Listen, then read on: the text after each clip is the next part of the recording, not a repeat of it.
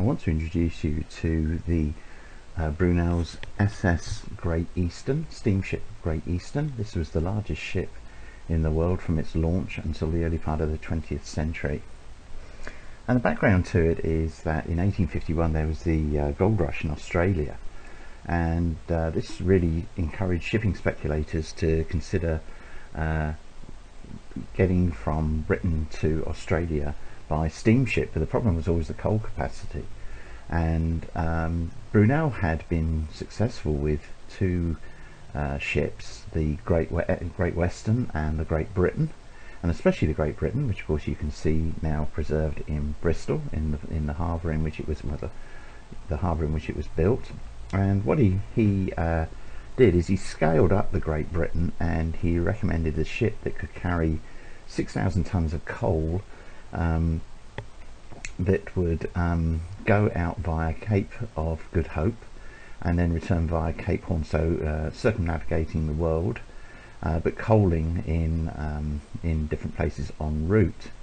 And this was his first proposal in 1851. By March 1852, the P&O Company, Peninsula and Orient Company, had won the British government mail contract to the Far East, which basically gave them financial security. And there was other companies immediately established to try and capitalise on what was anticipated to be a growing traffic to the Far East. And in June 1852, Brunel was approached a new company, the Eastern Steam Navigation Company, which had been recently formed, and he suggested building a ship big enough to go to Australia without having the coal en route, which would rapidly speed up the journey. And he said that the cost of building and operating ships as they were being built at the present time in the early 1850s could be better used building fewer ships but much bigger, to double the number of passengers in much better accommodation, which was very basic at the time, 2 or 3 times the amount of cargo, cover the route in about half the time of present ships. And he reckoned he could do this with a ship large enough to carry its own coal. And he cited the commercial success of his previous ships, the Great Western and the Great Britain, and he persuaded the Eastern Steam Navigation Company to adopt his plan for 2 ships, each of 21,000 tons displacement, which, okay, they're big ships today, but they were enormous in the 1850s. Nothing had ever been built of that size. But it would have been big enough, these 2 ships would each have been big enough to make a return trip to Calcutta, for example, from Britain without recoaling en route, Calcutta rather I should say these days. But the moorings in Calcutta were too shallow, therefore it would have to recoal at Trincomalee if it wished to go on to Australia. But the journey to Australia would take about 3,000 passengers, no cargo, but it would return with about 3,000 tons of cargo. And so the Great Britain, for example, at this time, the SS Great Britain was taking 8 days to coal at Cape Town, and its voyage to Australia was 86 days long, so it was about 10%. So that's what Brunel aimed to eliminate completely, and he estimated that the company estimated that each ship would cost about £500,000, and it took them a year to raise the capital. Brunel put his own money into it and his own reputation into the project, and many invested due to his recommendation alone, because of his extraordinary standing in the engineering community. So he specified his specifications for 2 ships. Each would be 680 feet long, 83 feet across the beam, with a draft of 25 feet, 2 sets of engines, one for a screw propeller at the rear of course, and one for a pair of 60-foot paddle wheels, one either side. And the tenders were invited, and the winning tender was by John Scott Russell, whose shipbuilding yard was at Millwall on the Isle of Dogs on the Thames. And he was an experienced shipbuilder with a lot of reputation, good reputation, and he also contracted to build the paddle wheels engines, and the screw engine was contracted to James Watt, and the total cost of the hull and the engine, so not fitted out, was cited at £377,000. There was a revolutionary hull design, and it's still very influential today. It was a twin skinned hull, 3 feet between the plates. So if the outer skin was holed by, for example, an iceberg, the inner skin would keep the ship afloat.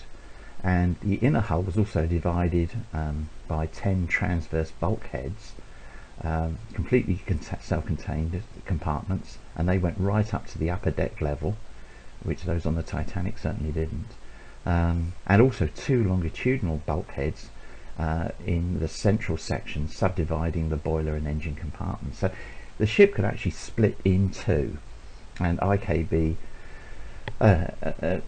expected that both parts would remain floating, even if the ship was cut in half. And 1 or 2 sections between the bulkheads could be flooded without causing the ship to founder. It wouldn't suffer. And certainly Brunel gave the impression that the ship, but as far as 1850s was concerned, was pretty much unsinkable. Well, we know that no ship is unsinkable, but it's certainly actually superior to the Titanic in its ability to survive an impact. What else? What other innovations were there?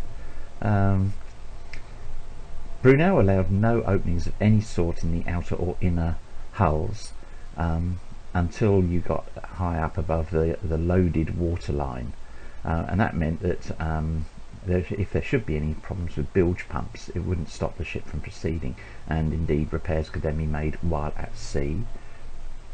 And he designed a basic gyro compass for navigation, and he set up the ship would have a navigational observatory staffed by trained men, and also it would have a seawater fountain inside the ship. That's like an artesian fountain, basically, to regularly check the water temperature for early indications of icebergs. So he was very aware of the threat of icebergs back, 60 years before the Titanic met her fate.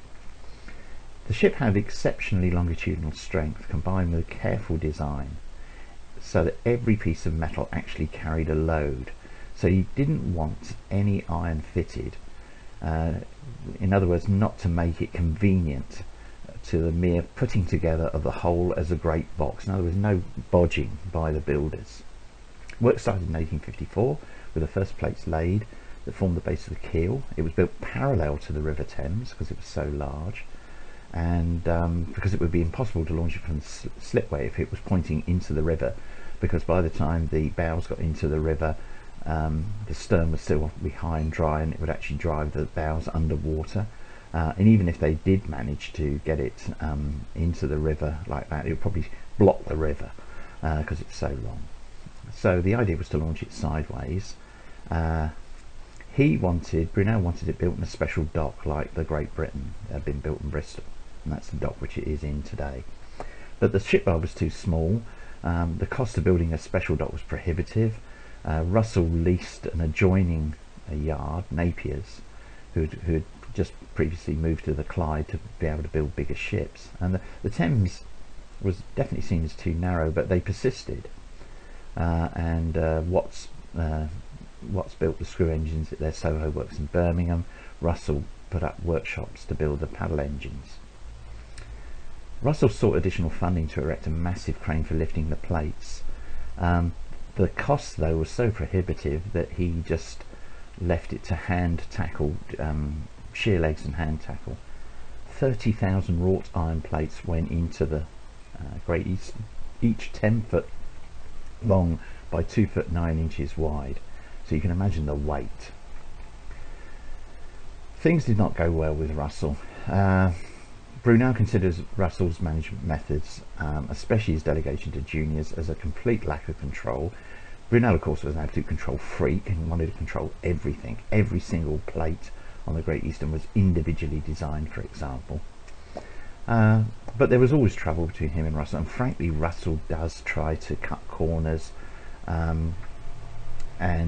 he also writes very inflammatory, makes inflammatory statements to the press that very rarely mentions Brunel, but in fact he only mentions him once, and he describes him as the engineer who had approved the project, and that he said he himself had undertaken to carry out the design.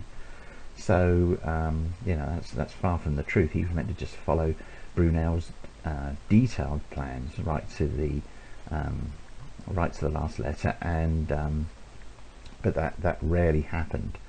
1855, Russell is getting into financial trouble. He's clearly a bit of a slippery customer. He's very jealous of Brunel's professional reputation, and he's arguing with Brunel about the way the ship will be launched. He wanted to just, as it were, knock away the supports and let the whole thing slide down at the slipway into the Thames sideways on. That would be 12,000 tons of cast iron going down into the Thames. Brunel was horrified at this. He wanted a controlled launch. He wanted to gently push the ship and let it gently slide under control into the water's edge at low tide, and then float it off at high tide. Relations between the two men deteriorated throughout the whole construction period, and both teams, Russell's team and Brunel's team, the complete lack of cooperation. Brunel kept raising this with the Eastern Ship Company, the Eastern Steam Navigation Company, and he reported them about Russell. He said, "He no longer attends to my entreaties, and I see no other means of obtaining proper attention to the terms of the contract than by refusing to advance any more money." That stopped Russell completely in his tracks, laid off a lot of workers, and work came almost to a stop. Also, when Brunel visited the site, he was convinced that 2,500 tons of the iron plating was missing, and where that had gone, it had been delivered, but where it had gone, Russell couldn't explain. And he believed that Russell was cheating the Eastern Steam Navigation Company. Probably bad stock taking during the bitter winter, but it was just indicative of the whole attitude to the project by both Brunel and Russell. Absolute animosity. February 1856, Russell's close to bankruptcy. He'd received all the contract monies except the final payment of £25,000, but he was basically going bust. So the company took over the works, and they found that about a quarter of the work had been completed. Russell repudiated the contract. His supplies were left unpaid. He had no assets. The shipyard was seized by the mortgagees, which was Martin's Bank. And it wasn't until June 1856 that the company was able to renegotiate with mortgagees and get work going again directly by themselves. Because they were using Russell's yard, though, they had to pay him an exorbitant rent of £2,500 per month. And also they were obliged to keep and pay Russell's workmen, and of course Russell's held all the detailed drawings, and Russell himself was put back in charge as the manager.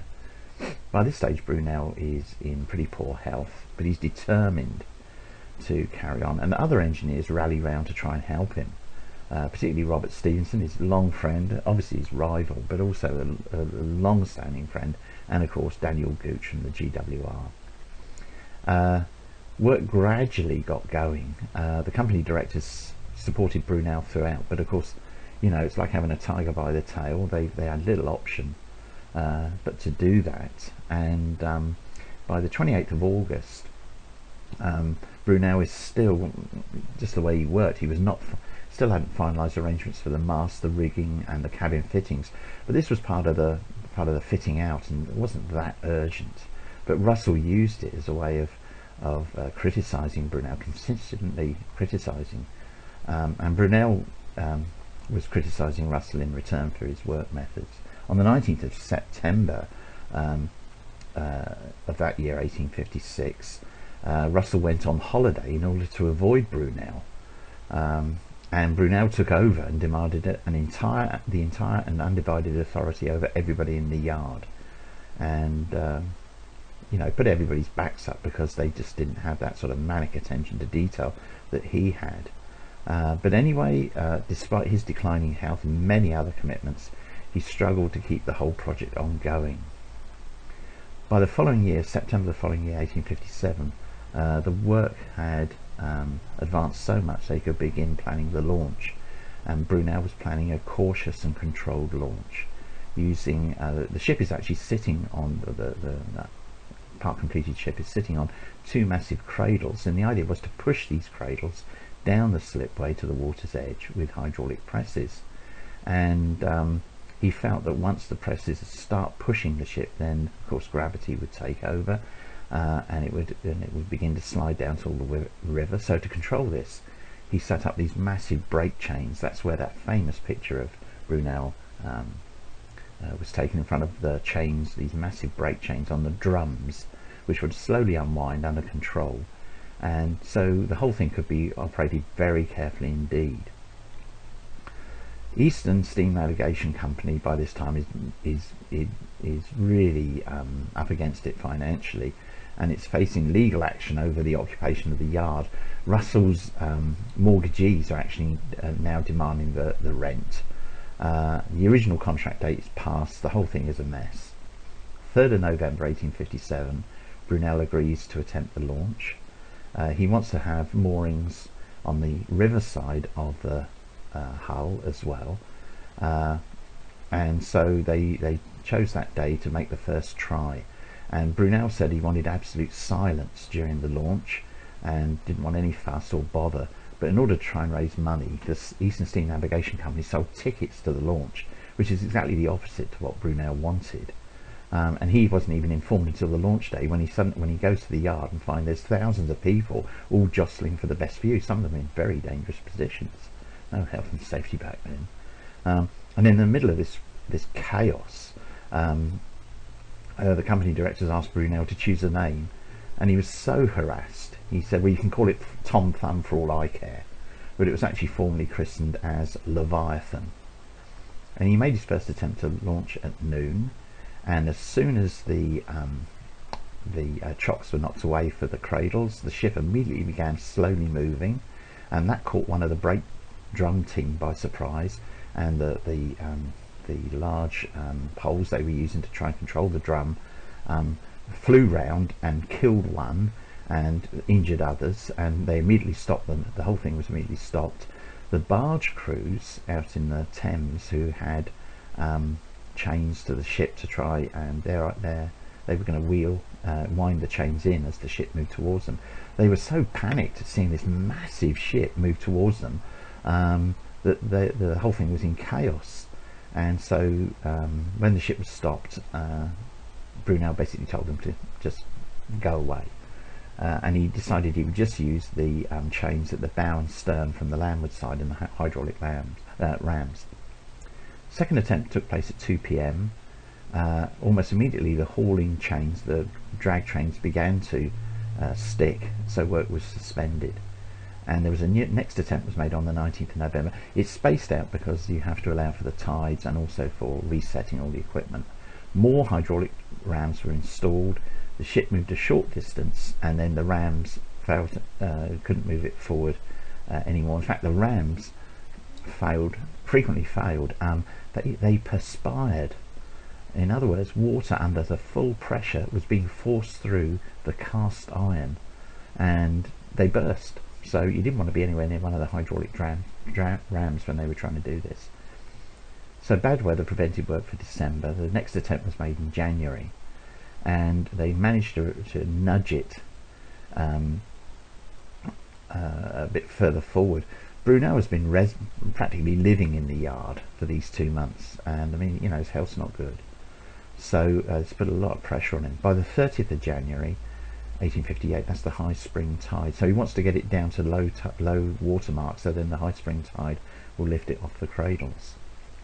They actually pump water between the inner and outer hulls to prevent it floating until there was a sufficiently high tide. And on the 31st of January, they finally managed to get the cradles down to the low water mark. The high tide came in, and the ship floated free, and it was able to then be taken to its fitting out berth. And actually she was then registered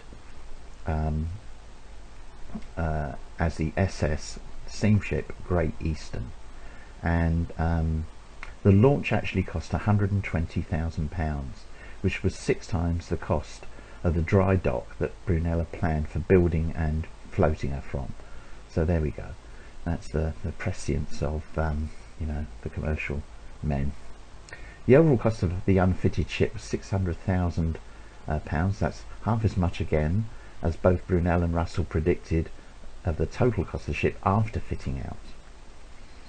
But he receives, Brunel is, feted for getting the ship out, and he receives the congratulations of Stevenson and friends, colleagues, throughout the engineering world. But he's got failing health. Spending the preceding winter on the Isle of Dogs, which was certainly not very conducive to good health, hadn't helped at all. And after the launch, he was persuaded by his family to spend the summer on the continent, and he didn't return until September 1858. And his doctors immediately advised him against spending another winter in London. So he actually went to Egypt and met up with Robert Stevenson and his family in Cairo. That was their last meeting, and he's back by the spring of 1859, somewhat restored, though far from in good health. The Eastern Steam Navigation Company, meanwhile, has gone into liquidation. Basically, all of Russell's machinations and tricks and deals have brought it down, and the unfinished ship, that's the hull before it's fitted out, had been bought by a new company called the Great Ship Company. Incredibly, this company accepted Russell's tender for fitting out the ship, despite Brunel's opposition. Repeated letters on his journey back from Egypt, from all parts of the Mediterranean and Europe, and the last letter actually was written from Lyon, basically saying, you're just going to throw your money away. But the company agreed a broad, non-specific contract with Russell, and the latter, Russell could drive a coach and horses through it. And eventually, Russell had managed to avoid legal bankruptcy by having a scheme of arrangement with his creditors, and he actually used funds that he'd received from the Eastern Steam Navigation Company, which he'd hidden. So very tricky character indeed, Russell. When Brunel returned in the spring of 1859, it was a serious situation. Russell appears to have been completely unconcerned about his financial obligations to the Great Ship Company. There's no detailed contract, so he just does what he likes. Brunel throws himself into rectifying what he regarded as a very serious situation.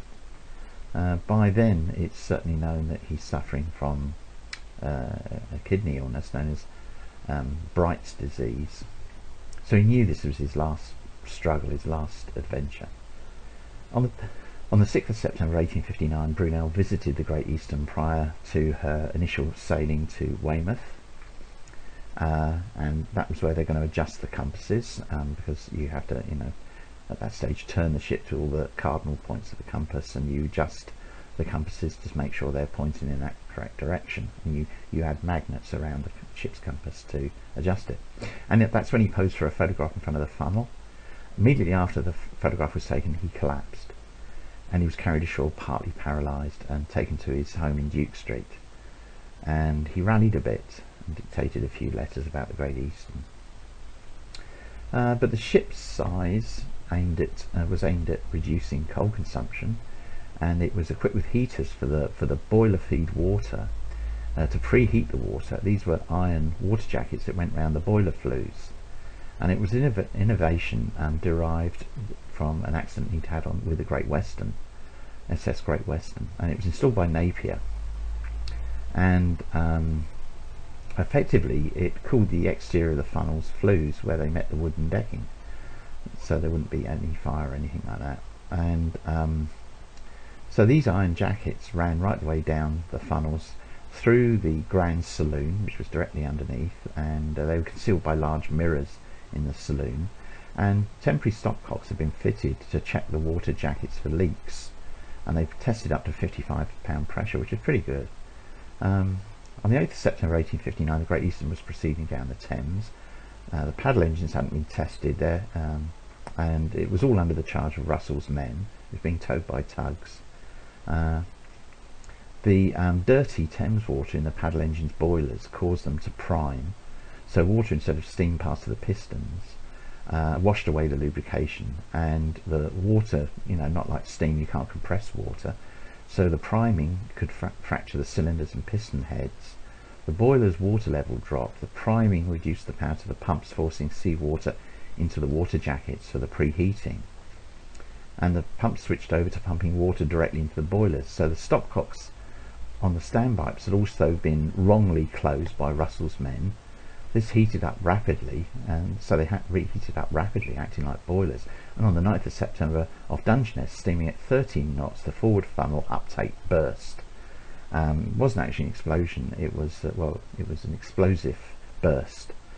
Scalding water poured onto the team in the stoke hold. Several stokers were killed, and luckily one of Russell's men realised the cause and opened the stopcocks, and steam rushed out of the next funnel standpipe, which so avoided the explosion of the next one. But the paddle engine boiler room was in chaos, and the screw engine boiler room took over supplying steam. And the whole thing, though, any other ship would have been blown apart. The Great Eastern took it in its stride, and it steamed on to Weymouth, and it arrived on the 10th of September. The news was conveyed to Brunel, who was by then very seriously ill, but all of those aspects of a double-skinned hull, transverse bulkheads, longitudinal strength, all preserved it.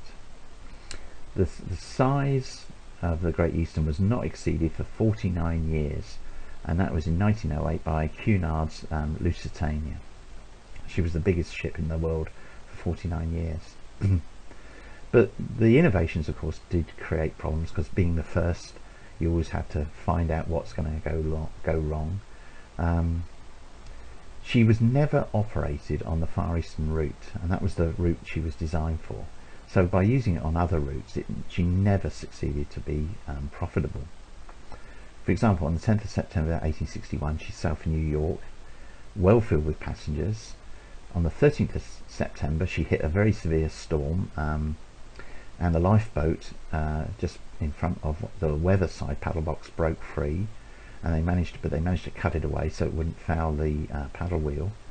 But the manoeuvre, the captain ordered the ship astern and the boat to be cut away, but the helmsman was taken unawares by the sudden manoeuvre, and he lost control of the wheel. So the huge rudder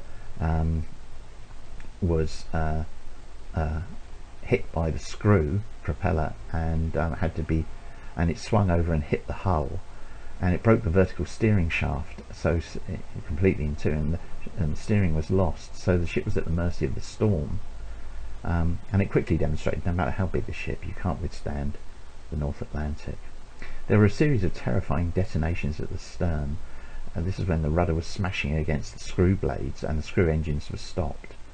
And the storm stripped the blades from the paddle wheels. Effectively, it left the ship powerless. And it rolled so severely the Grand Saloons was wrecked. And eventually the crew, after the storm had eased, the crew managed to put together a jury, control of the rudder using a jury tackle, and then under sail she limped back to Cork. And then she went to Milford Haven, where there's a hard standing there that she could be repaired. And slightly smaller, tougher paddle wheels were fitted, and she sailed again across the Atlantic. On the 27th of August 1862 she arrived at the entrance to Long Island Sound, and as she slowed down to pick up the pilot, she hit a submerged, uncharted reef. Any other ship would have gone down immediately. The Great Eastern just carried on, docked at New York, and a diver went down to investigate and found a hole 85 foot long and 5 foot wide. I think that's bigger than the hole in the Titanic. The inner hull was completely sound. So of course they have to repair the ship, and one of the directors of the great ship company, Daniel Gooch, he noted that the repairs cost us £30,000 and pretty well ruined us. Altogether the accidents cost them about £130,000. And the great ship company failed. So the bondholders, the mortgagees effectively, took over possession, and some of those were the directors of the company, because they'd issued their own private bonds to the company, and they resolved to sell the ship by public auction. So three of them, Gooch, Daniel Gooch, Thomas Brassey, and Barber, I'm not sure of his first name, they planned to buy her, and when it went up for auction, they agreed to bid up to about £80,000. They bought the whole thing, going concern, £25,000. And Gooch and the others immediately chartered the ship to the Telegraph Construction Company for £50,000. So they're well up on the deal. The Telegraph Construction Company wanted the ships because it's gigantic, and it could. Their plan was to lay a transatlantic telegraph cable, and this is actually the beginning of the Great Eastern's most successful era, because in July 1865 she set sail from Valencia in County Kerry. The cable was looped in the below decks, and Gooch was on board. And he wrote at the time, "Its success will open out a useful future for our noble ship, lift her out of the depression under which she has laboured from her birth, and satisfy me that I have done wisely in never losing confidence in her, and the world may still feel thankful to my old friend Brunel that he designed and carried out the construction of so noble a work." The first attempt at laying the cable failed. The problem was, on the 2nd of August, a defect developed in the cable itself, and it broke as it was being hauled back onto the ship from a depth of about 2,000 fathoms. That's about 12,000 feet. They were about 2 days away from completing the link, and they attempted to locate the cable by dragging, but they failed. So the following year they sailed out again. They left Sheerness with a new cable in June 1866, and they steamed to Bantry Bay, and that's where the land end, the European side end of the cable, was connected up, and they were joined by a tug from Cork, which was actually happened to be called Brunel. And Gooch said, "I hope it is an omen of success." The weather was perfect as the Great Eastern steamed westwards, laying the cable. It was as beautiful a scene, Gooch said, as mortal eyes could look upon. All along the western horizon there was a streak of yellow light below some dark clouds, and lighted up by the sun behind them, the effect was that of a bright, beautiful country, and it was hard to believe it was not land. Well, on the 26th of July, so took them about 6 weeks, they steamed slowly into Heart's Content Bay in Newfoundland, and on the next day they took the cable ashore using a tender. And Gooch said, "The old cable hands held the cable up and danced round it, cheering at the tops of their voices. It was a strange sight, nay, a sight that filled our eyes with tears. Yes, I felt not less than they did. I did cheer, but I could better have silently cried." And it was actually on the 27th of July, 6 o'clock in the evening, in Heart's Content Bay, that Gooch sent the first ever transatlantic cable message.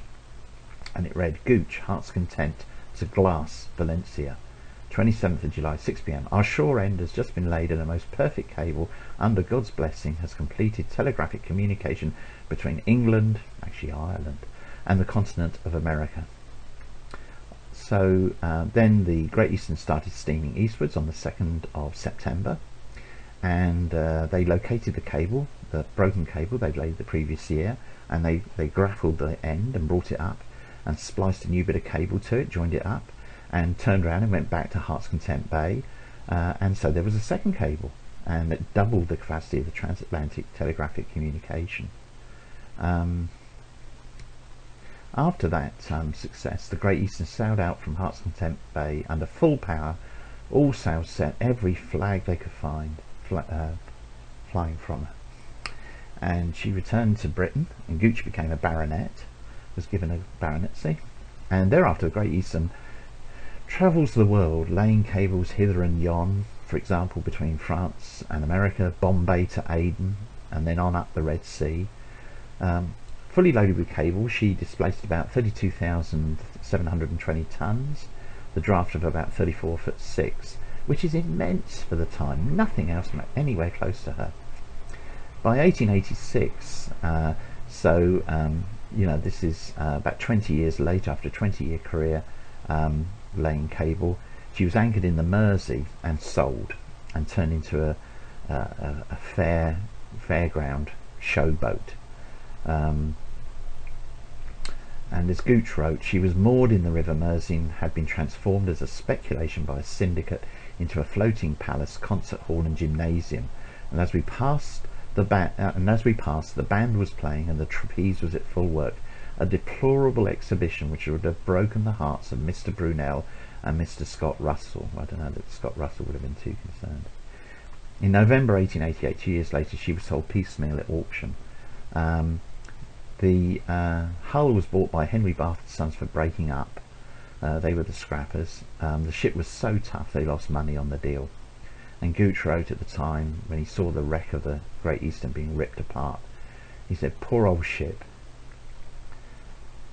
you deserved a better fate." Brunel really pushed the boat out when he built the Great Eastern. There were just so many innovations. It was just an engineering dream. In many ways it was far in advance of the market requirements. Had she survived even another 10 years, then the mass emigration wave of the late 19th, early 20th century, she would have been ideal, because she could have been converted to an all-steerage class vessel quite easily, and she would easily have made her money back. Brunel was probably the only man at the time who could imagine, design and build such a ship. It was his ultimate triumph, but many of his contemporaries regarded it as his greatest folly. And one of his, I'll end this with his comment about the ship. "The fact is that I never embarked on any one thing to which I've so entirely devoted myself." So I'm going to finish this history of the Great Eastern by showing you my low detail model of the ship that I produced for Trains Railway Simulator. And you can see here I've got a static version without the sails set, and I'm comparing it there with a 2-mast schooner which I've modelled. And if I jump over to the version which actually acts as which actually works in trains, it's set as a locomotive. You can see as I come back, others are disappearing, because in order to get this model into trains, you know, or to see the whole thing across the screen, it really does take a lot of a lot of room. And so this is, I've just put it into free roaming mode view so you can see it there, and it'll be released very shortly on my website, free of charge of course. All my models are freeware. You're very welcome to add it as a either as a working locomotive on invisible track on the sea, or just as the static model standing off from a harbour. And